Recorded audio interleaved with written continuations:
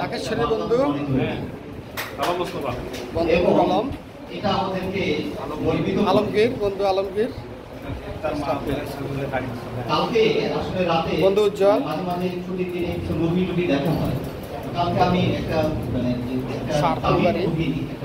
মজিদুল, রেজাউল রানা,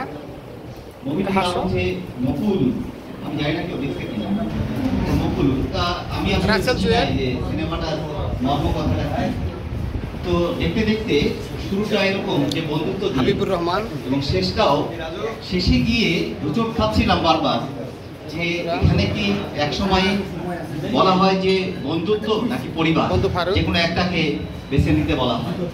তো নায়ক কিন্তু বন্ধুত্বকেই বেছে নিয়েছে এবং পরে সিনেমাটাকে এভাবে তুলে ধরা হচ্ছিল যে এটা তার একটা ভুল সিদ্ধান্ত হচ্ছে, সামনে সাবু, কিন্তু আলটিমেটলি শেষে গিয়ে বোঝানো হলো যে না, বন্ধুত্বই জিতে গিয়েছে। তাহলে কিছু কিছু ক্ষেত্রে, অধিকাংশ ক্ষেত্রে আসলে বন্ধুত্বটা পরিবারকেও হার মানিয়ে দেয়। এটা শুধু আমাদের মাঝেই না, এটা সারা বিশ্বেই প্রতীয়মান। এই জন্য একজন ভালো বন্ধু বা একটা বন্ধু একটা মানুষের জীবন যেমন পরিবর্তন করতে পারে, আলটিমেটলি একটা সমাজের পরিবর্তন নিয়ে আসতে পারে। আজকের যে অনুষ্ঠান, এই অনুষ্ঠানটা মূলত একটা সংবর্ধনা অনুষ্ঠান।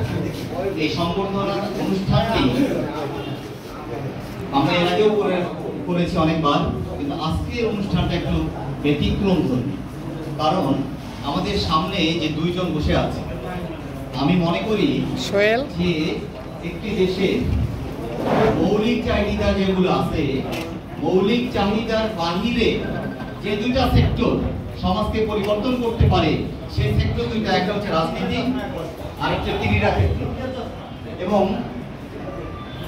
যেমনি হোক না কেন, আজকে এই অনুষ্ঠানে যে সম্বর্ধনা যায় দুইজনকে দিব, এই দুইজন কিন্তু এই দুই সেক্টরে দুইজন মহান বা কীর্তিমান মানুষ এবং লালমনিরহাট জেলার তারা কীর্তিমান।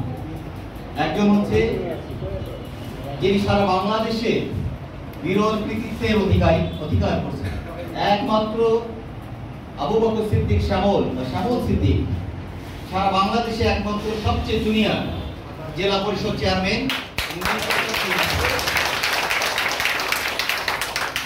এই বিরল কৃতিত্বের মানুষটিকে আমরা সম্বর্ধনা দিতে পেরে খুবই গর্বিত এবং উচ্ছ্বসিত। আমি বক্তৃতা দিতে খুব একটা আমার গলা কাঁপে না, এটা মনে হয় যে আমার একটা সহজ একটা জিনিস বক্তৃতা দিতে।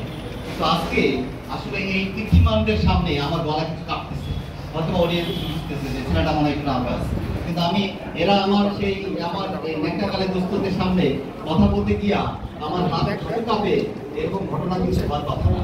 আসলে ও যে বিরল কৃতিত্ব অর্জন করছে এবং ৯৭ একজন বন্ধু, এবং বন্ধু ৯৭ লালমনিরহাটের বন্ধু, এবং তাকে আমরা সম্বর্ধনা, আমি যতটুকু জানি যে তার জেলা পরিষদ চেয়ারম্যান হওয়ার পরে আমরাই প্রথম সম্বর্ধনা তাকে দিচ্ছি।